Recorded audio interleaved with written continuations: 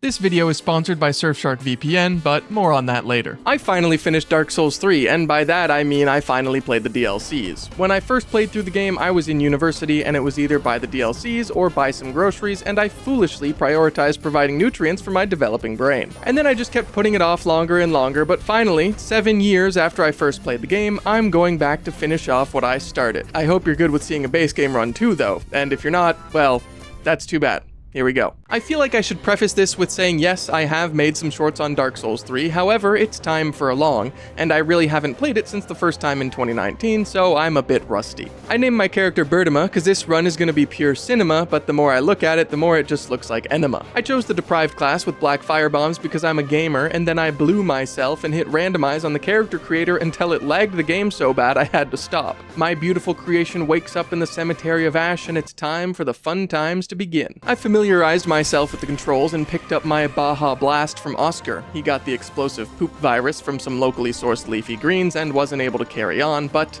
I can take it from here. I got to the first bonfire and then totally made the super sick coffin jump on my first try. Then it's time for maybe the hardest tutorial boss in all of FromSoft games, the champ himself. Well, not the champ yet. I put both hands on his sword and gave it a yank, but he wasn't too pleased with that and decided that violence was the only answer. Because of the weapon art system, I'm unable to hit my sick parries, but the club puts in more than enough work to get Gundyr into Phase 2 without much issue. His moves are pretty predictable and I have the firebombs in my pocket for Phase 2. Gundyr summoned Dark Shadow to try and squeeze out the win, but I summoned Black Firebombs, and after tossing a few in his general direction and many panic rolls, I came out victorious on my first try. Gundyr? I hardly know her. That actually doesn't work. I said a fine how do you do to the Firekeeper, touched the darkness within her, produced the coiled sword, and then it was time for the High Wall of Lothric. I heckin' hate this place. This is definitely the game I'm least familiar with at this point. I don't know any fun skips or speedrun tech, so it's time to soak it all in and enjoy the areas, I guess. Just kidding, there's one skip that I do know, the skip that everyone knows, the thing you're supposed to do at the start of every Dark Souls 3 run. Tree skip, baby. And it only took me 2 tries. I grabbed my Estus shard, traded with the Crow Bros, and got my Silver Serpent ring for an extra 10% soul gain. I do not know where the upgraded versions of this ring are, so we are going to stick with 10% for the whole playthrough. Back to the high wall, I ran for my life past where I thought a dragon would toast me alive, and then I remained mobile. Remember, not panic rolling, remaining mobile, and I was able to safely make it through to the other side. I completely forgot about the second bonfire, so I ran some more past the Pus of Man. No one needs to see that, bro. And I swiftly made it through the rest of the area with no problems and no armor. I mean, this is Dark Souls 3. Armor doesn't protect you, right? But you know what does keep you protected? The sponsor of this video, Surfshark VPN. Being Canadian and American, I'm traveling a lot, and getting stuck at airports for hours on end makes it very tempting to use those sweet free public Wi-Fi networks. Most people would just hop on any available network and not think twice about it, but anyone could potentially see and steal your data, including passwords and personal information. This is where Surfshark can step in to mask your IP and make it harder for you to be tracked. It protects your device's information and data with their Surfshark antivirus, alternative ID, email scam checker, and other features, all with one easy-to-use app. Plus, you can protect as many devices as you want on one account. They also have an ad blocker. Surfshark also makes it easy for me to keep watching shows when I travel by keeping me on my Canadian Netflix by changing my virtual location, even when I'm on the move. Keep yourself protected online and go to surfshark.com/burd or use code BURD at checkout to get 4 extra months of Surfshark VPN. Thank you again to Surfshark VPN for sponsoring this video. I ran for my life past the winged knight up the elevator and unlocked the shortcut back to the first bonfire. Who needs the second one anyway? Also, don't get your hopes up for any NPC quests. My goal is to beat the base game fast as frick and then get to the DLC. Plus, if we never free Grey Rat, he never dies. Finally, a happy ending. I stumbled into the domain of the big rabid Iceman dog of the Boreal Valley and prepared to make him heal. Phase 1 is easy enough, large boss with very telegraphed attacks, stay in the crotch and come out on top. Once Phase 2 gets going, it's like Phase 1, only faster and colder. I was remaining mobile, maybe too much, and it caused me to get hit with the odd retort from Bort. I tried to resort to thwart the ice beast, and in short, I got killed for sport. I felt like a child going up against a grandmaster in chess. I hate the heavy attack on the club too. I tried again to get the charge attack stagger during his 5-gum cobalt move, and tell me how I died first and then got the stagger. How is that possible? I am outraged. I tightened my loincloth and jogged to the fog with malice in my heart. I decided to not go for the stagger heavy attack, well, after that one, and it was just time to stay in the crotch. Every FromSoft boss can easily be solved by staying in the crotch, and Vort leaves a lot of space for you to move in. Squatter's rights right in Vort's squatter. Vort the type of guy to manspread in the middle seat on an airplane. I was planted firmly between his balls, and nothing he tried would get me out of there. I smacked his clackers around like a speed bag, and before long, Vort goes down. What a cool fight. I got some levels from my barefoot babe, got the banner from Emma, and lifted it up to take a one-way trip on the Anne Orlando Express. Oh, Dark Souls 1 reference! I said hi to Yoel. I'm over here, buddy. But I didn't feel like turning into beef jerky today, so we're gonna pass on the free levels. I hate dogs in FromSoft games, but I freaking hate the dogs in Dark Souls 3 the most. I got a nice little Estus shard and then ran to the door that leads to the curse-rotted Greatwood. You know, after I open it from the other side. I didn't want to run all the way back around, so it was time to see our favorite jovial NPC. Just a jolly old pal. A jubilant companion. Every Souls game needs a bit of whimsy, and Sigurd's cup runneth over. We were so very brave and took out the flaming fiend furiously, the foe was felled with fear in its eyes, and then we had ourselves a toast and I left my pal to enjoy a little shut-eye. I cracked a few canines in the cranium and continued running aimlessly through the area, picking up Flynn's ring and the Chloranthy ring along my path. I traded my Siegbrow for the Armor of the Sun back in Firelink Shrine, and then attempted to cheese the katana-wielding lunatic with an alluring skull. I honestly had no idea that would work. See ya, nerd. I popped a little blue gas station pill and my club grew by 500%. As long as it's not like this for over 4 hours, we should be fine. I ran through the giant's target practice and picked up an undead bones hard, opened the door finally, and made it to the curse-rotted Greatwood. I love what they've done to the Bed of Chaos. I was quickly realizing that my club was ill-suited to pop this guy's balls, but after what felt like an eternity, I was finally able to bring on the pain. The hollows in the arena made Phase 1 a bit of a problem, but as long as Big Papa here kept taking them out, I wasn't too worried. I popped the second round of sacks and it was time for the butt bounce of death and the start of Phase 2. Honestly, what were they smoking when they made this thing? I was doing my best to avoid the puddles of deadly discharge and got a bit greedy when going for the balls. Never get too greedy when going for the balls, guys. I mashed my little heart out just in case it reduced my damage, and with no flasks left, it was time to lock in. Always greedy and only punished one singular time. But fate was on my side, and I was released from the tree's grasp with just a sliver of HP. I finally exploded the crotch and then went to town on the head, getting some solid hits in. With 1 HP in a dream, I played more passively, trying to pop the pulsating pustules on the back, and with many hits of the Great Club, they exploded with viscera, and I ran around to the front to shake its hand goodbye. Curse-rotted Greatwood? All bark, no bite. With the transposing kiln in my possession, I ran back to see little Prince Ludlith in Firelink and had him make me a shiny new boss weapon from Vort's soul. If there's one thing cooler than a large log, it's a giant mace that reminds me of a cold winter morning. I ran back to the puzzling lift and took it down to fight an Outrider Knight. He had a pretty cool sword, but my mace was cooler. This thing also makes the same noise that the Gaping Dragon makes. Weird. I took a little pit stop back to the Cemetery of Ash to test out my new bonk stick on some of the local fauna. I shattered the lizard's hopes and dreams and got my hands on some upgrade material. It was then on to the Road of Sacrifices, aka the Road of Run and Cry and get cornered by some crazed Corvians. I met a super cool dude named Henri, and then it was off to get a free prostate exam, pick up the Grass Crest Shield, help a couple NPCs find their way down a ladder, and make it to everyone's favorite place, the Poison Swamp. Or as the French say, Swamp du Poisson. Fair and Keep can eat my entire ass, and no, I did not bring a dagger. Oops. I ran around aimlessly, getting poisoned and dousing the fires along my way, and got distracted by a ladder. Lucky for me, it led to the Stray Demon, and unlucky for this guy, I chopped off his legs. What an idiot. Hear that? That's the sound of Havel's ring getting transposed. My ego was too large, my hubris too cumbersome, and I gave Emma a swift kick in the ass and triggered the dancer fight. How hard could it be, right? Turns out, very hard.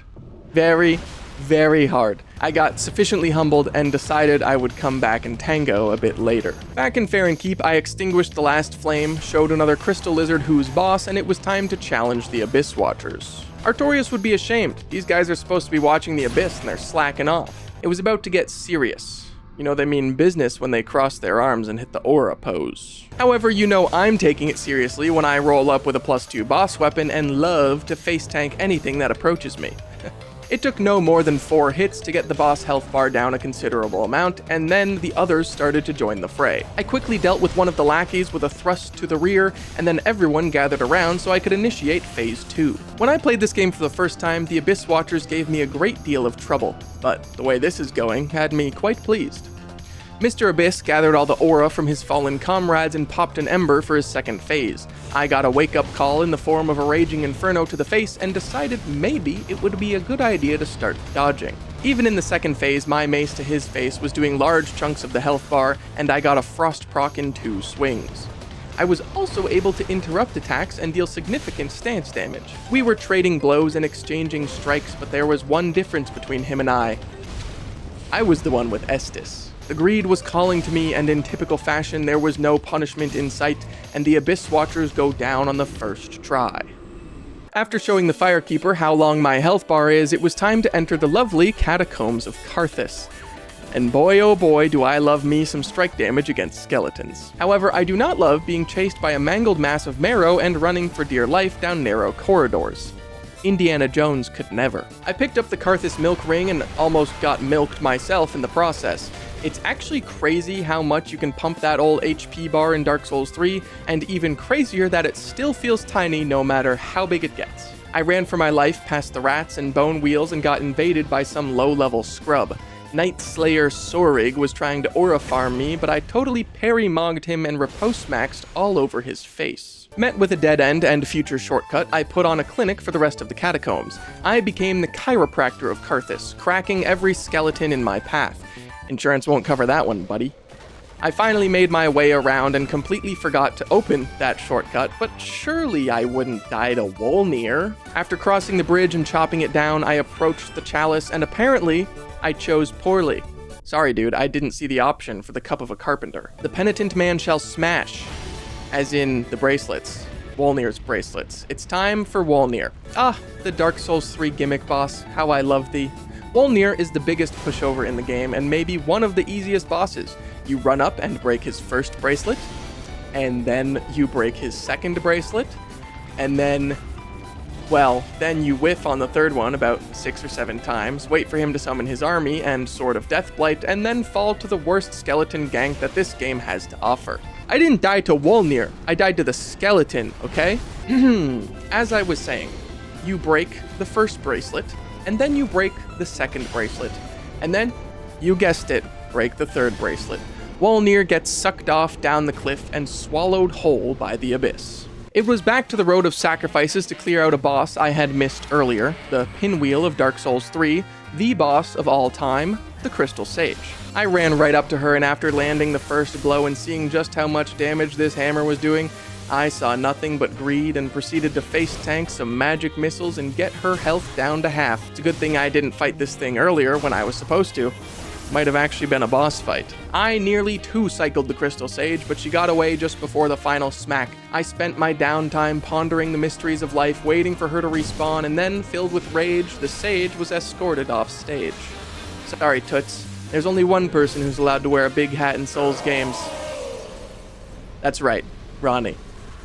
I found out why this place is called the Road of Sacrifice and gave my life in order to pick up a shiny, but it was totally worth it. I employed my favorite FromSoft strategy and attempted to run blindly through the area. Those damn dogs were biting at my ankles and gave me no time for a sippy break. I still can't believe they thought it was a good idea to give the dogs Misty Step in Dark Souls 3. But I made it to the next bonfire and saw a poor old man in the fetal position mumbling to himself. I'm sure I'll come back to him later. With some more bosses under my belt, another weapon upgrade or 2, and a whole lot of levels, I went back to Tango with the Dancer. Turns out level 38 might still be a bit low, and apparently I have 2 left feet and couldn't keep up with the Dancer's routine. The Cathedral of the Deep sounded a bit more chill, and I was on the hunt for another Crystal Lizard. I'll be taking your scale, thank you very much. I got myself another Undead's Hard Bone and helped the enemies in the area chill out. They were all so mad for some reason. But at least this guy was kind enough to drop me some absolute fashion. We love fashion souls, baby. I opened the big doors to the cathedral and could smell Rosaria's toes from here. The deacons were preventing me from doing a little soul searching. That's S-O-L-E, by the way. But I unlocked my first shortcut and was filled with determination. I cheesed the big scary spider dog from the doorway and got my hands on Aldrich's sapphire. Lame. I got invaded by Longfinger Kirk wielding a short sword, but I showed him that strength is always better than dex, and I progressed to the rafters of the cathedral and was apprehensive to fight the big guys on narrow footing, so I opted to drop down to Rosaria's balcony and seek refuge in her bedchamber. I joined Rosaria's covenant and received her fingers, and then made my way to open the grand entrance. Then it was time for the next roadblock in the run, the Deacons of the Deep. Yeah, just kidding, this gaggle of Bible thumpers were no match for the cold hard steel of my hammer. I was taking out most of the deacons with one hit and had pretty good control on the crowd size. Turns out, upgrading your weapon makes the game pretty easy. The Pope heard the cries of the congregation and tried to put an end to my rampage, and as he spawned in, I drained his health more and more. They all did their best to remove me from the premises, but with a couple more swings, the deacons get put 6 feet deep. That was a boss. And I got the doll. It was finally time to take on Dancer, for real, no cap. The Dancer fight was one of my favorites during my first playthrough, and just as big of a roadblock. It probably doesn't help that in the last 7 years I've only fought this lovely lady in Elden Ring Night Rain, and she's pretty easy with the good old jump R2 spam. Back on her home turf though, it's a bit more frightening. In the first phase, you just want to stay in her ass for as long as possible, and get hits in when it's super safe. I played this phase fairly passively and found opportunities to strafe certain moves, and above all else, make sure I wasn't grabbed. My health bar might as well be as long as some bosses, but those grabs still bring me down to a fat 0 on the ol' HP. Phase 2 is where the fun really begins, and I must say, after the phase transition, there's nothing more satisfying than dodging that long Beyblade combo. Her moves are more or less the same in phase 2, but they scare me more because now she has 2 swords. A boss with 1 sword? Manageable. A boss with 2 swords? Gulp. I mean, the double hits do make it a bit more frightening, and I was chugging my sippy cup like it was filled with watered down apple juice, just like when I was 4.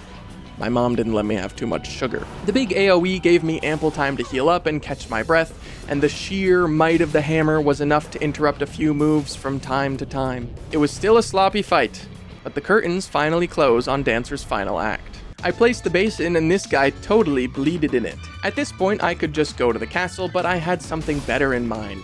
It was off to the consumed king's garden to finally get my build going. I ran through the putrid puddles and bypassed the pusses of man? The pus of men? What's the plural on that? Who knows, but it was time to say hello to the father of the year, Osiris, the consumed king. He was fighting cautiously while cradling his baby, but that wasn't going to stop me from bringing the pain. I wailed on his crotch for a while, but wasn't doing the most damage in the world. Yes, the weak spot is his head, but you forget, I'm a moron. And also, it was kinda hard to hit the head. The baby cried as we duked it out, and once I got him low enough, he spiked that thing on the ground and was consumed with rage. He was more animalistic with his approach, and I swear that dash attack is unfair. Either that or I'm really getting old, but I can't dodge it to save my life. I was getting steamrolled over and over, just barely managing to heal up before the next dash came for my throat. I was doing my best to stay under him when I was served the fastest and most lethal 3-hit combo I have ever seen in any Souls game. Thank you, Osiris. Very cool. Back in the fray once more, I was doing a balancing act of staying close for the opportunity to punish, but also keeping a bit of a distance so I could hopefully avoid that frame 1 dash. He hit me with the classic Calamite twist and brought me within an inch of my life, and then right after healing up, I got plowed once again. With no flasks to my name, you'd think I played it safe, but if there's one thing about me, I'm always greedy. I narrowly avoided the strafing run of Frost and knew it was my chance for victory. I stayed close, became the dick, face tanked some damage that definitely should have killed me, but put the crazed, scaleless dragon man out of his misery. Also a lot to take in. With the boss soul acquired, I once more went to the little prince and traded it in for my beloved, my guiding moonlight. Although I can't use it yet. I went back to Lothric Castle with some pep in my step and a health bar now reaching over half the screen, prepared for the horrors that stand in my way. I absolutely ravaged the backside of the Lothric Knights, while another looked on in fear that he too would be next. I pressed on, clearing out the ramparts and stopping to give a winged knight a colonoscopy, and woke up the sleepy dragons guarding the front door. Another Outrider Knight stood between me and progress, but this time, I was the one put on ice. Who needs to clear out areas? This is Dark Souls 3. You can just run for your life until you pull a big lever and open the front door.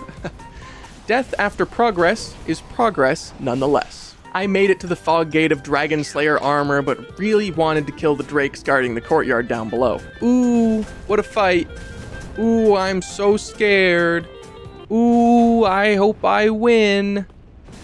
Whew, that was close. Anyway, I got myself the Knight's Ring and then got Vigor checked, even though I have 40. How fun.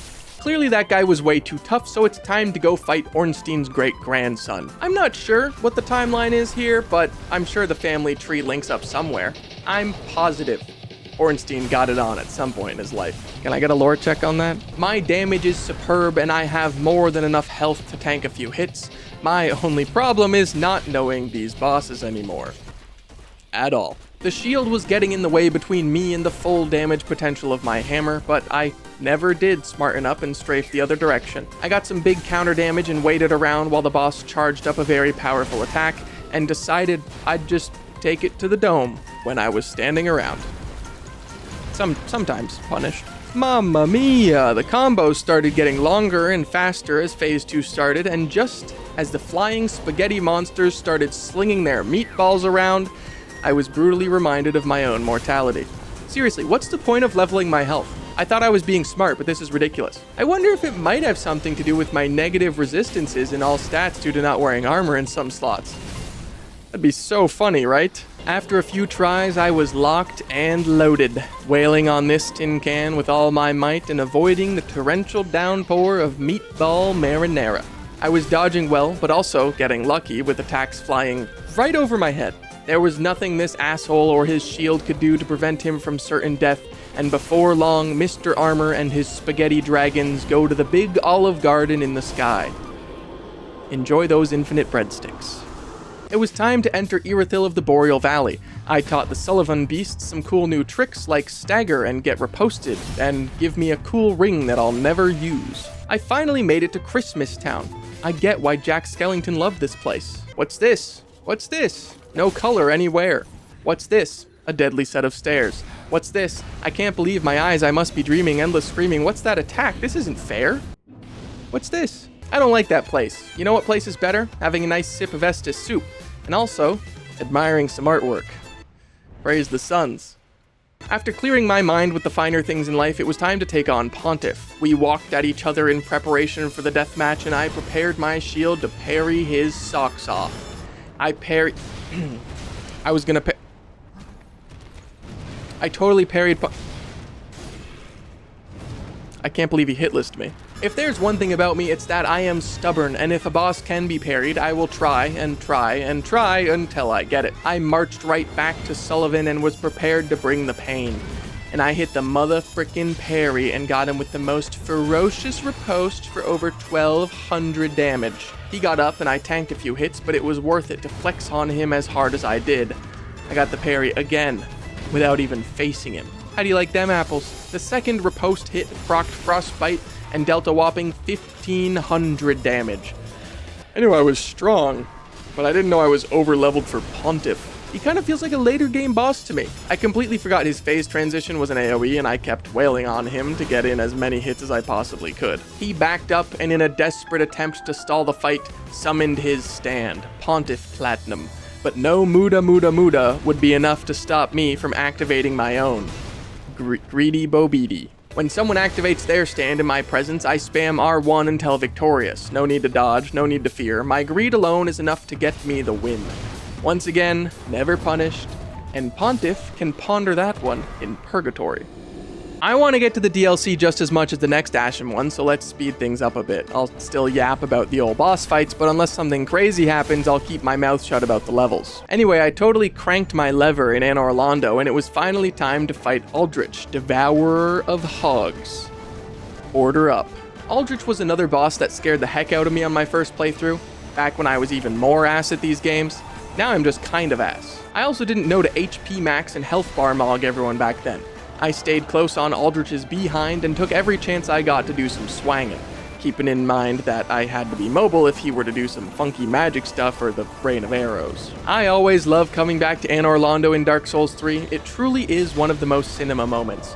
The boss could have been better. Sorry if Aldrich is your oomphy, but I'm not much of a fan. Smack the ass, he runs away, shoots some dumb stuff at you, rinse and repeat. I was remaining mobile a bit too much and letting my stamina bar drain too much, and in the second half of the fight I had fewer chances to get hits in. Aldrich seems pretty scary, but once you realize that he's the slug on the ground simply wearing Gwendolyn's meat suit, it just makes you want to squash him like the bug he is.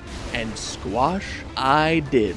I was tanking the fire snail trail left by the abomination in favor of ending the fight as fast as possible.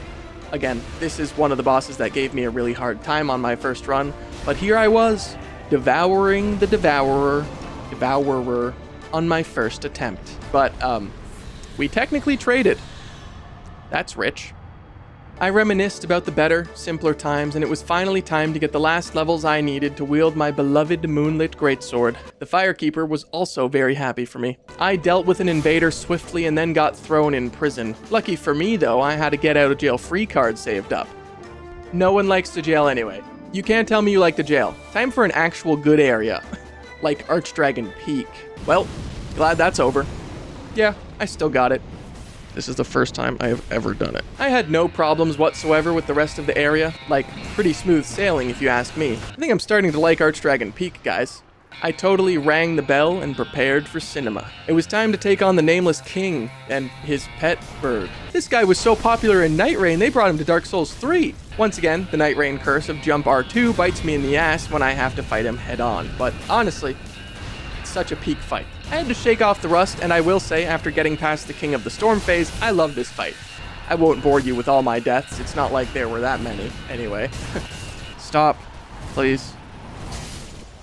Can we cut this out? After 6 or so attempts, I'm not gonna say it, I was in a flow state. Big Bird goes down, and I still have plenty of flasks for the main event. This was a real brain-off boss fight. It was sink or swim, and baby, I was doing the butterfly. My dodging was impeccable. For the most part. But damage-wise, I probably could have been doing more. At least it was yellow, right? Every few hits, as long as I kept on the pressure, I was able to get a stagger and a critical hit for big damage. My new sword lacked the upgrade level of the big ol' mace, but nothing will ever stop me from wanting to use my Moonlit Greatsword. This was definitely the longest boss fight up until this point, coming in at about 5 minutes, but in the grand scheme of things, it's not too shabby. Fighting on top of the clouds is pure cinema, and I expected nothing less than an epic fight from Gwyn's son. I was in the zone. I was barely greedy this fight, and I wish I had more to say other than, wow, this was fun, but that's about it. Nothing stood out as spectacular, just some good old swinging and the boss goes down. Maybe the real Nameless King were the friends we made along the way. Just kidding, I didn't do any quests. With Archdragon Peak sufficiently conquered, the profaned capital was next on my list, and it was time to take on Yorm. I wish we had a little onion bro alongside us, but honestly, Sigurd is too strong. He makes the fight too easy. I grabbed the Storm Ruler from the Giant's throne and went to town. Death by 1,000,000 paper cuts. Or more like 5. I missed a Storm Ruler in Demon Souls. One day I'll fight Yorm with honor and not use the gimmick weapon, but for now, I'm trying to be speedy and get to the DLC. He says 30 minutes into the video. I went back to the Grand Archives and turned myself into a Dunkaroo, and then ran for dear life through the maze of bookcases, stairs, and about 700 things that wanted to kill me. I hate reading. It's not that I can't read, it's that I don't like it, I swear. I don't have any brain pictures. I made it out the other side and ascended the stairway to heaven. Get it? Because everything wants to kill me. Especially the 2 assholes waiting for me at the end. It was time to take on the Twin Princes, and let's just say, I don't remember these moves either. And Lorien has no respect for the sippy break. I was remaining mobile, some may say to my detriment, and I was trying to heal and hit when it was not my turn to heal or hit. Phase 1 with the Elder Prince was easy enough to fumble my way through, but as soon as Yoda hopped up on his back, I was met with Phase 2 and 2 flasks to my name. It was lights out for this Ashen one. I hate it when the DPS is a pocket mercy. So nice of them to let me rest here. My only goal was to learn Phase 1 well enough that I could keep enough flasky poos to play Phase 2 sloppily. And on my next attempt, I locked in and performed Phase 1 nearly hitless. I had 11 sips of appy juice in my back pocket, and I could feel it in my loins. This was the one. For Phase 2, I did my best to stay in close and not provoke the magic from Lothric. Lorien's sword was much easier to dodge. I always tried to stay around both of their backsides so I could ram them with my sword at the same time. I say that like it's groundbreaking tech. Everyone and their mother does that. Once Lorien goes down, I'm free to wail on Lothric while he tries to res his teammate. I was down to 1 flask, apparently not even 11 could save the foolishness of my playstyle, but once more the Elder Prince goes down, and I hammer the healer until he gets up a 3rd time. This basically feels like fighting Matt in Wii Sports. You knock him down and just hope that he stays there. Unfortunately for me, my loins lied, and this attempt was not the run. I foolishly accepted their invitation to take a load off and rest. The next attempt I played much better. Deciding to learn the moves in both phases was actually the play. Who would have thought? I stuck to them like glue and ended them both with 1 back shot of doom and despair with 7 flasks left over. Twin princes? More like, I win, bitches. It was time to pop on over to Rosaria once again and reallocate some of my stats. I still had a good chunk of my levels in strength from when I was using the mace, and I thought they would be better suited to making my magic sword do more damage. Boy, I sure hope the bosses in the DLC aren't super resistant to magic. I also killed the slug in her room. Those feet are for me and me only. Okay, I hear you. This video is supposed to be about the DLC. Let's get to the DLC. I had 2 more bosses to clean up in the base game, and we'll get through them quick. I parried Gundyr 2.0 and he took it like a champ. We will be getting the Prisoner's Chain. And I said hello to Solaire in the Smoldering Lake, and then got ODK with a TKO. That guy sucks, bro. And with that, it was finally time to enter the first DLC. I went back to the cathedral and talked to the old guy whimpering with his ass in the air, and he was very excited to see me. He asked me to touch his used handkerchief, and I was hesitant because by the looks of it, he had tuberculosis. I touched it against my better judgment, and I was warped away and met a sickly-looking fellow. It was time for the painted world of Ariamis. Sorry, I mean Ariandel. It's a completely new and original idea, and there's definitely not a hot barefoot lady with a scythe waiting for me at the end. Now I'm no stranger to trudging through the snow, but something about the environment just screamed danger. Maybe it was the trees that looked like evil ladies, or maybe it was the undead legion of soldiers hurling spears at my face, or maybe it was the weird fly man thing. It felt like danger was everywhere I turned, and I really couldn't shake the feeling that those trees were gonna come alive and kill me. I got baited by some loot and got caught in an avalanche. I pulled a scrat.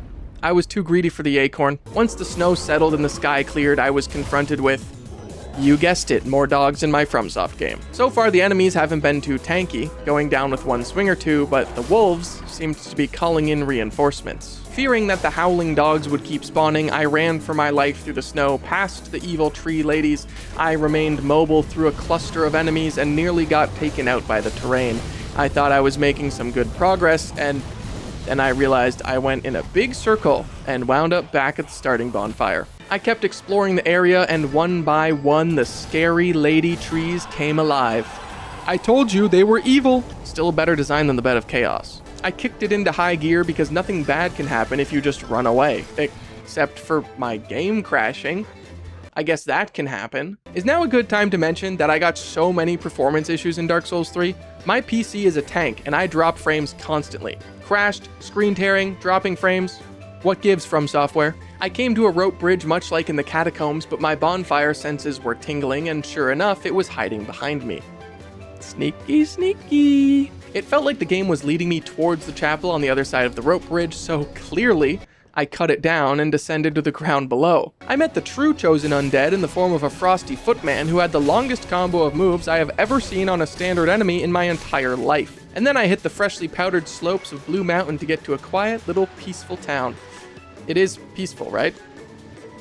Update.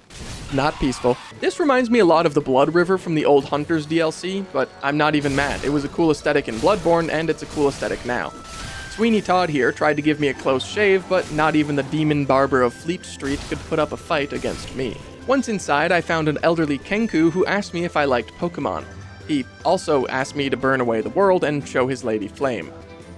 No promises, buddy. Plus, I don't even know who your lady is. I secured my next bonfire, and my curiosity was getting the best of me, so I warped back and jogged across the old rickety bridge. On the other side, I was greeted by Lady Frida's Tier 3 sub, and I opened the door to find who I can only assume is Lady Frida? She told me this land was peaceful and its inhabitants kind, and begged me to jump down from the cliff and return from whence I came.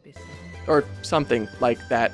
She seemed nice enough, but look lady, I bought this DLC and I'm gonna play it, thank you very much. Upstairs I found an unfinished painting, but with that, it was time to go back to the quaint little village and introduce all the horrifying creatures to my blade of magic, and I duked it out with another large, lanky lunatic. Up on the rooftops, I met some low-budget orphans of Kos. I don't know why I have Bloodborne on the mind so much, but this place really gives me those vibes. I scrambled across the rooftop and made my way to the front gate to open it up, and ran from everything in the process, only to be met by Lady Frida's fearsome protector, who I met 6.5 minutes ago.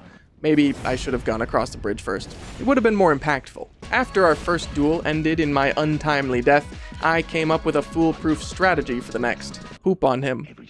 I was throwing every dung pie that I had collected thus far, and Sir Wilhelm gets a vile helm full of feces. If that wasn't disrespect enough, I hit him with the parry of my life and brought him low, the poop ticking his health down lower and lower. He went to heal, but it was too late. I had won. Also, who the heck is Lady Elfrida? I pulled a lever and ran into Mayel, who was waiting around for her Uncle Gale, and it was back to the frozen tundra of Ariandel. I traversed the snow-covered hills and brutalized anything in my path. I kicked down a tree to be used for later and entered the domain of big scary guys. Taking one out on his own wasn't too bad, but fighting the two down below made me want to cry a bit. They hit like a truck, and it was hard to dodge the AoE and the big swings at the same time. In true Dark Souls 3 fashion, anything can kill you in about 2 hits, and it definitely wasn't the prisoner's chain making me take more damage. I took them out and picked up the Earthseeker, but it was a dead end and high time to keep running up the mountain. I skillfully evaded more wolves and an archer with exploding arrows, only to find myself in a more upsetting area with no healing to my name. I took out the Sun Princess ring, and it turns out if you just keep spamming equip and unequip, it gives you 2 HP every time, so I did that for a few minutes until I had a big enough health bar to venture forth. The giant flies went down with ease, and I dropped down to pull a lever, and it seemed to piss off Lady Frida pretty bad. Sorry lady, maybe there's a chance we can talk it out? I went to where the statue parted from the floor and found an old man mumbling to himself in the most obvious boss arena I have ever seen in my entire life. I was ready to fight Big Papa when all of a sudden I felt a chill down my spine and heard the slapping of bare feet against a cold stone floor. Well, well, well, if it isn't a hot barefoot lady with a scythe here to kill me. Ooh, she wants me so bad. It was time for the fight against Sister Frida, and baby, I was getting my ass handed to me. This is what they wanted Priscilla to be, a super fast and nimble frosty lady who actually felt dangerous when she was invisible. I was looking for her dark souls in the snow every time she tried to sneak up on me, but nothing could be seen. I couldn't tell if it was a sound cue or what, but every time she disappeared, she would be right behind me with a scythe around my neck. My first attempt ended abruptly as she snuffed out my flame and hit me with the Priscilla line. Maybe she's the inheritor of Life Hunt. Is this Priscilla's daughter? Once again, I am an idiot and wanted to do everything in my power to parry this bombshell, but it always comes back to bite me in the unkindled underside. The music for this fight was cold and haunting, a somber melody of Frida's presence, calm and calculated, but ruthless. The biggest hurdle for me was her invisibility. Once I figured that out, I would be unstoppable, but for now, I was very, very stoppable. But after a few attempts, I finally put her down and was excited until the cutscene started. Frida bled out on the floor in front of her dear papa, and let's just say, he didn't like that very much. Listen to the pipes on this guy. He broke free of his constraints and started flinging around his chamber pot, and as the arena lit up with fire, I knew he meant business. And also had Taco Bell. Also, Frida rose from the dead. How fun. Father Ariandel and Frida were very, very intimidating the first time I saw them. At least the arena got bigger and they shared a health bar. I was out of flasks and unfamiliar with the father's moveset, and after getting them down to about half, I got brutally reminded that duo bosses can attack through each other. classic ONS moment. I needed to get better at Frida in Phase 1, because the next time I made it to bring your daughter to work day, I was once again out of heals and back to the bonfire before I knew it. My sword was big and heavy and enough to interrupt a lot of her attacks, and after many attempts, I finally figured out the secret to her invisibility. Just run to her. If the snow whooshes to the side, she goes to the side. If it whooshes up, she jumps behind you. Hesitation is defeat, and she never hit me with that lame-ass invisible dash attack ever again. Phase 2 with a couple heals was finally in the cards, and I also realized that if I split up the duo, Frida would play more passively, only sending out cones of frost, and it meant I only had to really pay attention to the moves of the father. Although, when she went to heal him, I switched my aggro because that is not fair. Bosses that heal are not fair. Their health bar was below half and I was fresh out of heals. I was doing my best to learn the moves and keep the family separated, and after a lot of running around and going to town on the big guy's backside, I went for the greed and took them both out. These inhabitants sure weren't kind, but at least that's over. Who doesn't love a good two-phase multi-boss fight? Absolute cinema. I quite literally survived with 1 HP, and as I was taking my victory lap around the arena, I realized it wasn't over. Black flame started to engulf Frida, and she rose again with 2 sides and incredible aura. She put me down with a single glance. And whose idea was it to have this freak-ass 3-phase fight? I tried and tried for hours to best Frida, but my morale was low after seeing that 3rd phase. Every time I got there, it felt like I would die instantly. And even then, I wasn't guaranteed to see that 3rd phase for a good amount of my attempts, which meant it was hard to learn any of the moves at all. Let's just say she took me a lot of attempts, a lot of struggle, strife, but also salvation, until finally, success. I was getting good at the first 2 phases. Not only was I keeping on the pressure, but I also learned to farm backstabs, at least in the 1st phase. Every time she did her invisible whoosh, there I was, absolutely giving it to her from the back. Big stabs for big damage, followed up by a nice magic attack, channeling the essence of the moon itself. Oh, also, fun fact, she is super resistant to magic damage. Like, 40% negation. So fun. Phase 2 strategy didn't change much from my original thoughts.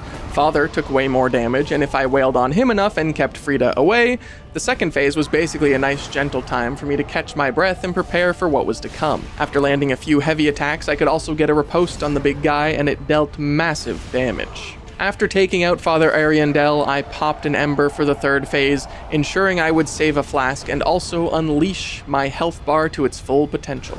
Frida rose from the flames once more, but this time would be her last. When she exploded with fury at the start of the phase, I was able to run behind her for a free backstab and considerable damage. Unlike her 1st phase, where I wanted to keep on the pressure and be aggressive, Phase 2 had me playing the opposite. Her combos were long, with the 2nd scythe, and the auxiliary effect from the flame and ice were too much for my brain to keep track of, so I dodged away, making sure that my counterattacks would be during a safe window. No greed in Phase 3. That's what I always say. The only attack where this mindset shifted is when she invisible whooshed in the 3rd phase. She flings some ice, but after the 3rd whoosh, she winds up to unleash pure destruction, but leaves herself open for backstabs once again. Halfway through the phase, I had exhausted all my flasks. I was out of healing and running low on hope. I tanked some damage from the ice, but was once again able to get a backstab on Black Flame Frida, and then follow it up with the heavy beam projectile of the sword. I locked in more than I ever had in my entire life, probably. My mind had entered a state of zen, and I wasn't even thinking about when I had to dodge. I was simply feeling it. She was the one who was greedy, and she was the one who got punished. Frida charged at me once more with black flame and then ice, leaving herself open for the final backstab of the fight, taking the final blow from a hefty dose of moon magic.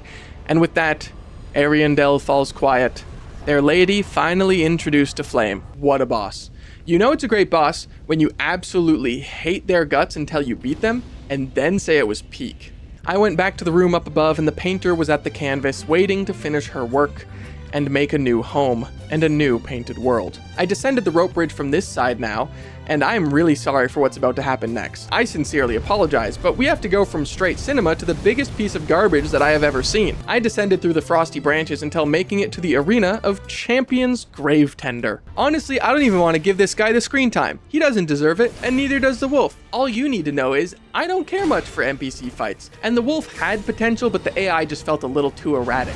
I could chalk it up to me not actually learning the fight or just relying on big damage, or I could say wah wah game design GG go next. You wish you were Sif so bad. I miss Sif. Give me another big dog with a sword. That would be peak. An anticlimactic end to the first DLC, I know. It would have been better to end on Frida, but that's showbiz, baby. Sometimes you find a little bit of spinach in your teeth after you've already had dessert. Just the way she goes. I do think it felt a bit short, but also think that the challenge of Frida made up for it. Back at the paintress, Uncle Gale was supposed to be coming home with the pigment needed for the finished masterpiece, and I wanted to see it completed, so let's find Uncle Gale. Back in Frida's boss room, I saw the withering corpse of Mytha? Is that Mytha from Earthen Peak? Anyway, the bonfire warped me to the Dreg heap. Yep, that is certainly what a heap of Dreg looks like to me. I met Yoel's Meemaw, and she had a bunch of goodies for sale, and she told me that this is where all the multiverse timelines meet after Dakota Johnson links the fire in Madam Web. I sure don't like these guys, and it looks like the omens from Elden Ring made it to Dark Souls 3 as well. I don't know how he managed to do it, but this is definitely Patch's fault. Anytime I fall off a ledge, Patch's fault. This guy grabbing me by my ankles? Also Patch's fault. I did what any sane person would have done and just kept running. A message on the ground caught my eye because I'm playing offline, and it told me to take the plunge. The angel in the outfield was attempting to riddle me with spears of holy light, but I made it safely to the other side where I continued running and found what appeared to be a sentient slug man who controlled the angel from the ground. Good riddance. Oh boy, you guessed it, we're plunging again. Hey, is it just me, or does that look like the guy who asked me to grab his hanky? Another angel appeared in the sky, and it filled me with a bit of comfort that it wanted to take out anything that moved and not just me. The thralls lurking in the shadows were no match for my big sword, and I found the best armor in the game. Guys, are we in Dark Souls 2 right now? Love what they did with the place. I saw a shiny and ran for it like my life depended on it, and I might have died in the process, but it was worth it for my beloved FAP Ring +3. I made my way through Miyazaki's mandatory poison swamp and admired the view before almost getting taken out by a desert sorceress. With angels railing me with holy bolts from every side, I kept running and took another plunge, only to find safe haven at another bonfire. I walked to the edge of an ominous-looking ledge, and once again, Little Red Riding Hood told me to commit, not live. Well, he told me I wouldn't die, but it was still a grand leap of faith. And at the bottom of the Great Chasm, I found myself fighting two demons in what appeared to be Firelink Shrine from Dark Souls 1. The Demon in Pain and Demon from Below were fierce and relentless with their attacks. Once again, like in the Frida fight, it seemed for the most part that one would attempt to get me from range, and the other one laid on the assault with melee. Joke's on them though, I fought this duo in Night Rain already. Classic. Before long, I got a huge stagger on the Demon from Below, and after remaining mobile and a bit of greed, I cleaned it up, put it down, and it was just me and the Demon in Pain. With only one of them on my tail, it became easier to manage the fight. The moonlit greatsword was dealing a ton of damage, and I knew for the most part where to position myself to not get hit. Too badly, at least. The Demon from Below joined its brother, and I forgot for a second that this fight had a whole other face. The Demon Prince. Oh boy, I was doing much less damage on this hot-headed lad, but I was still fairly confident in my ability to keep on the pressure. That is, until my ego got too big, I got too cocky, and the Demon Prince charged up an attack that I was wildly unprepared for, and was reduced from full health to death in an instant. Over 2,000 HP. Gone. What a fun magic trick. Made my health bar disappear. This is when I remembered that the last demon you kill in Phase 1 affects the moveset of the demon in Phase 2, and I much prefer the laser over the tactical nuke. After a few attempts that were less than fruitful, on my 5th try, I successfully killed the Demon in Pain first, and then the Demon from Below. When the Demon Prince emerged in Phase 2, it was the one I was way more comfortable with. Does everyone prefer the lasers? I stayed in the crotch and gave the Prince Pain from Below, and when the lasers started, I ran up right there to get the punish. A nice critical hit for Papa. I'm Papa. Aside from a few new moves, the demon has relatively the same combos as Phase 1, just more damage and more resistance. I was getting staggers and criticals left and right, and always got greedy to use my weapon skill for more damage and catch some stray demon fist to the face. As long as I stayed in the crotch, a lot of attacks would just miss over my head, and I loved it when he tried to get me with the laser, as it would mean big punishes if I ran in fast enough. Another critical strike gets this asshole low, and after a bit more running around, I tried to end the fight with a cinematic moonlight beam, and then I whiffed it again. Then I whiffed a few more swings, and in a bit of panic, I think we'll just take a regular R1. The demon princes got dethroned, but not before ruining what was left of Firelink. I took a trip down memory lane and walked through Framp's Hole. I missed that ambiguously evil Snake Man, and then I held up the banner I got 20 seconds ago to take another ride on the Anor Londo Express. Welcome to the Ringed City. This place looks awesome. They finally decided to add some color into Dark Souls 3, huh? I chatted with this little dude on the side of the road and told him that I was just pretending to serve the gods. Not sure if this affects anything, but he sure seemed to like that answer. After our little chat, I ran down the bridge and... Brother, what is this? I got lit up by a spectral firing squad before I even processed what happened. Anor Londo Rafters who? This is insane. This is stupid. Game design when I kill it? Yay, fun. Game design when it kills me? Who thought of this garbage? I thought I was able to make a break for it, and if the arrows weren't enough, the big dude at the end summoned one more guy to spit fire at me and then laughed. Observing the area from my one pocket of safety, it seemed like the only way to go was down. I narrowly avoided the volley of arrows and found a ladder that brought me back up, but just when I thought I was in the clear, another array of archers appeared on the ledge. And when I thought I had found another pocket of safety, I was once again turned into a pincushion. I ran like the wind and finally made it through the gauntlet before stopping for another little chat along my path. He gave me a lore dump, but failed to warn me of the asshole lurking in the shadows ready to Sparta me off the side of the building. By some miracle, I stayed on my feet and sent the other guy packing instead. I got the bonfire and continued down the interior of the building, smacking some losers and picking up some goodies on my way until I was confronted with the most menacing looking enemies I had ever seen. They kind of looked like dark wraiths, but with a gaping glowing hole in their chest. I did the true gamer move and ignored it, opting to kill the little guys to feel better about myself. After parkouring down the chandelier, it turned out I would not be able to avoid all the Ringed City wraiths, and I got to see just how powerful they were. I ran to a door and talked to a lady named Shira, who was the servant to Filianor. No idea who that is, but during our chat I got snuck up on by more of those Omen guys and our conversation was cut short. Thank you, game, for making enemies that aggro to me when I'm getting my sweet, sweet lore. I'm sure she said all she needed to, and I ran down the big staircase, dodging enemies left and right, expecting to enter another poison swamp, but lucky for me, it was just a regular swamp. I made it through to the other side and got laid out by a random Dragon Slayer armor. Seriously, why is he here? Of all the bosses to be like, oh, there's another one. Why Dragon Slayer armor? Whatever. Another run through the swamp led me to a bonfire, and after that, up a mountain where I was introduced to a dragon. No need for introductions, I suppose. I ran through again, and I have no idea how, but I found a safe spot of grass, untouched by the dragon's ferocious flames, and I ran as fast as I could to drop down below. Got him. Inside the most confusing spire I had ever seen, I got invaded by the Moaning Knight, and in an effort to find a better suited spot for a duel, it seemed the knight knew they would lose and simply killed themselves. I ran around these stairs for what felt like an eternity. It seemed like they would never end. I was getting incepted. All I had to do was wake up and it would be over. Okay, maybe I prefer the stairs. The dragon was waiting for me outside, and it was time to finally duke it out and get payback for cooking me to a nice medium rare. I smacked those hands for the better part of 10 minutes, narrowly avoiding lasers, fire, and explosions, but I was able to get the juiciest crit of my career and send this guy tumbling down the mountain. I continued on until I found maybe the most intimidating looking enemy in the entire game. I do not care if this door leads me to a boss, because I would much rather take my chances through a fog gate than have to fight that. But I was wrong. There is one kind of boss that I would rather never fight. A heckin' NPC boss. The big guy that I had met previously summoned a painting guardian to take me out, but he was gonna have to try a lot harder than that.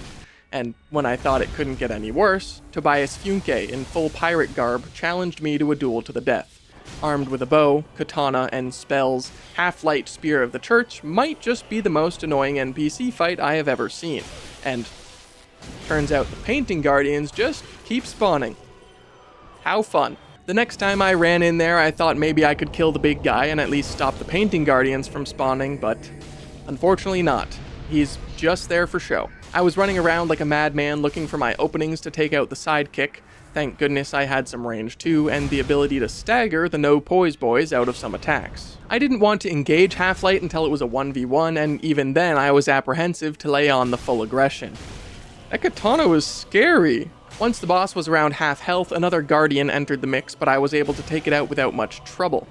The healing though, very annoying. I wanted to kill Half-Light before another buddy joined the fray, and I got a bit more aggressive with my approach. I charged up heavy attacks with the sword and let the boss simply walk into them, but I was getting careless and put my weapon at risk of breaking. Worried about my durability now, I went full throttle and took this loser out, ending the fight on my second attempt. But I sure hated that. I opened a door and saw a lady clutching an egg? What came first, the Filianor or the egg? I was prompted to give it a poke, and I broke it. That's my bad, lady. She was so mad that she sent us both a million years in the future, and when I came to, she looked like a raisin. I walked outside and took in the nothingness, and my eye caught a man crawling through the sand begging for help. Now, I'm not sure about you, but I want to see what happens when this guy makes it to his destination. So, I spent about 15 minutes waiting for him to finish crawling, and he dies. So close, buddy. I ran through the hills of sand and came to a ruins where I finally met Slave Knight Gale, and he was munching on some poor dude Radon style. He turned to me and wanted my dark soul, but I wasn't going to give it over that easily. The fight began and Gale was very aggressive, but still easy enough to dodge. The thing that stood out to me the most though was my lack of damage. Gale has even more magic resistance with a whopping 44%, although he's pretty much resistant to it all. Yellow damage is still damage, and if the health bar moves, he can die. Gale has some decently long combos and he can close the distance fast, but he also loves to aura farm in between his swings, and it leaves ample time to get a sip or two in. I was also able to stagger him every few hits, not for a riposte, but it came in handy for interrupting some of his moves. I was halfway down on my flasks and the fight had barely started, but I was learning his combos and picking my opportunities for big damage. Although, if I was caught in one hit, I was likely going to have to ride out the whole combo. And at about 2/3 health, Gale decided it was time for him to lock in, and he bled the blood of the Dark Soul and prepared for Phase 2. Gale whipped out every trick up his sleeve, the Avalon, the Holy Discs of Light, and worst of all, that dumbass cape that did a follow-up attack with every slash of his sword.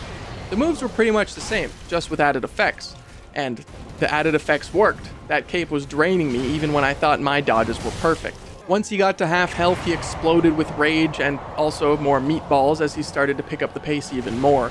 He was summoning lightning from the heavens and bringing his sword down on me with pure wrath, and soon after, I was out of heals, at 1 HP in a dream, and I fell to Slave Knight Gale.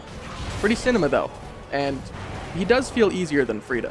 With a pretty good first attempt under my belt, once again I just needed enough flasks in my pocket to bring to Phase 2. The best way to learn a fight is to stay in it for as long as you can, and with a health bar this big, I could survive 2 whole hits from Gale. Sometimes, even 3. I had a few bad attempts sprinkled between the good ones, as any crappy gamer would, but on my 7th try I was locked and loaded, determined to come out on top. I could feel it. Phase 1 was nothing anymore. It helped that the moves were more or less the same, but I was able to make it through Phase 1 using only 1 flask and an ember, to get to Phase 2 with 11 flasks at my disposal. Phase 2 became easier and easier every time I saw it, and I was doing my best to dodge behind Gale to avoid the cape, although easier said than done. My health was still getting chipped away, but this was the run. I was strafing the arrows, dodging his sword, making sure I didn't stand in the lightning. I really think the hardest part of the Gale fight is just getting overstimulated. There is a lot going on here. His meatball explosion was pure cinema, and he was getting lower and lower, while I was still in the zone and full of heals. 200 damage per R1, a bit more if I went for a risky heavy attack. I slowly but surely chipped away at the Slave Knight's insane health pool. I played for the win, not for the greed, and at the end it got close. The cape was still catching me on some of my dodges, and that last chunk of his health felt like it was barely moving when I hit him. I took a full combo to the face and got dangerously low, but opted to heal back up for safety and not risk anything. And after nearly 12 minutes of fighting for my life, locked in, Gale went down, and I claimed his Dark Soul for myself. I think that color will look lovely on the canvas. Definitely a cinematic fight over a difficult one, but I'm not complaining. I see why these DLCs are held in high respect. And with that, I have finished the Dark Souls 3 DLC. Wait. What do you mean the dragon? The dragon that I knocked off the cliff? No, I thought I beat it. Down in the depths of the ringed city, behind illusory walls, there is a force lurking. A foe ready to be smote, with the wrath of my moonlit greatsword, Dark Eater Midir. Let's just say Midir won the first round, and like 6 more after that. It's hard to stay at the head, okay? Even after Elden Ring, this might be my favorite dragon fight that From Software has made. I don't know how to describe it. It just feels like the most dragon fight of any Souls game. The combos have a lot of variation, but also have tells depending on the startup. The hitboxes feel pretty fair, and that fire breath might just be the most satisfying thing to dodge in the whole game. Actually, I take it back. The lasers are the most satisfying thing to dodge. Even though I'm not doing a ton of damage, this fight was very, very fun, and I'll admit, I had heard some things about this boss being brutal, and if you hate on Midir, what the heck, man? You got Beybladed by Calamit's atrocious hitboxes and still feel like Midir is worse? Midir is peak Eater Midir. Phase 2 is pretty much the same as Phase 1, except with the addition of Darkbead, Pursuers, I don't know. I think the lore is that Midir ate the Abyss or something and can't contain it. Any lore checkers? This was a fight of attrition, a battle of wills. Who could hold out the longest? And I believe Midir might overtake Gale as the longest fight of the run, because Midir has 75% magic resistance. Yes, 75%. Who let me use the Moonlit Greatsword in the DLC where everyone sticks up a big middle finger to magic? After 7 failed attempts, and the 8th one taking over 13 minutes, Midir goes down in what just has to be the best dragon fight in Souls games. You're more than welcome to fight me on that in the comments. Absolute birdom. With the DLCs finally finished, it was time to get the heck out of here. I went to the untended graves to pick up one final gift for my dear maiden, a pair of eyes, and I gave them to her. I forget the lore on this ending, but I like when she talks to me. It was time to return the Lords of Cinder to their thrones and summon their power in order to challenge the Soul of Cinder, who I absolutely rocked, by the way. I held my own against horrors beyond my comprehension. I took down a lady and her dad. I took down a crazy dude who wanted my Dark Soul, and I took down a dragon who literally ate the Abyss. And all that stands in my way as a Gwyn LARPer? Nah, I'd win. We love an anticlimactic end to a video. I showed the Soul of Cinder the true power of this Ashen One, and put an end to him and to the vicious cycle. At least I think. I gave the Firekeeper her sight, and whatever she does after that, that's on her. I respect and value the opinions of women. I had an absolute blast playing these DLCs, and although I had heard whispers of bosses here and there over the years, I'm glad my playthrough was still about 80% blind. Boss ranking of the big 3 has to go Frida, Midir, and then Gale, but they were all incredible. I had a lot of fun conquering the Ringed City and the painted world of Ariandel. Thank you so much for watching. Huge shout out to my members. I appreciate you, and I'll catch you in the next one. Once again, thank you to Surfshark VPN for sponsoring this video. You can go to surfshark.com/bird or use code BIRD at checkout to get an extra 4 months of Surfshark VPN.